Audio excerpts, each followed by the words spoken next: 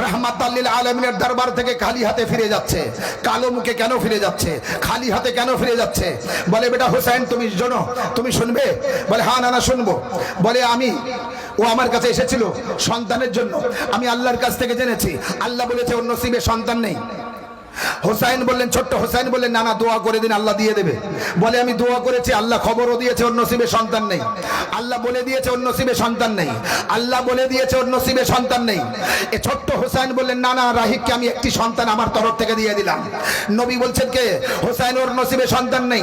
ছোট্ট হোসাইন বললেন না না রাহিবকে আমি আমার তরফ থেকে দুটো সন্তান দিয়ে দিলাম। বলে হোসাইন ওর নসিবে সন্তান নেই। হোসাইন বললেন না না আমি রাহিবকে 3টি সন্তান দিয়ে দিলাম।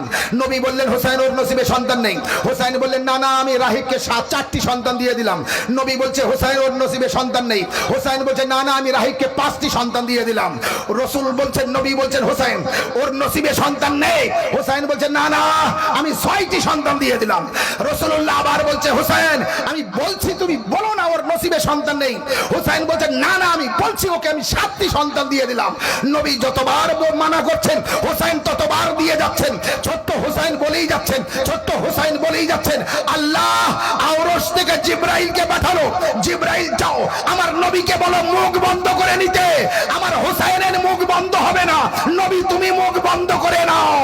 কারণ আমার কাছে জানা আছে, আমি লৌহে মাহফুজে জানি আমি আল্লাহ বলছি রাহিবের নসিবে সন্তান নেই, তাই তোমাকে বলেছি। আর তুমি বলেছো রাহিবের নসিবে সন্তান নেই। এ আমার হাবিব এই পর্যন্ত ঠিক, কিন্তু হোসেন আমার কাছে 72 কুরবানি দেওয়ার জন্য ওয়াদা করে রেখেছে। সেই হোসেন যখন চাচ্ছে আমি আল্লাহ আমার কাছে কম নেই ছিল না, কিন্তু হোসেন বলার পরে আমি দিয়ে যাচ্ছি, আমি দিয়ে যাচ্ছি, আমি দিয়ে যাচ্ছি। নবী তুমি মুখ বন্ধ করে নাও, নতুবা হোসেন বলতে থাকবার আমি আল্লাহ দিতে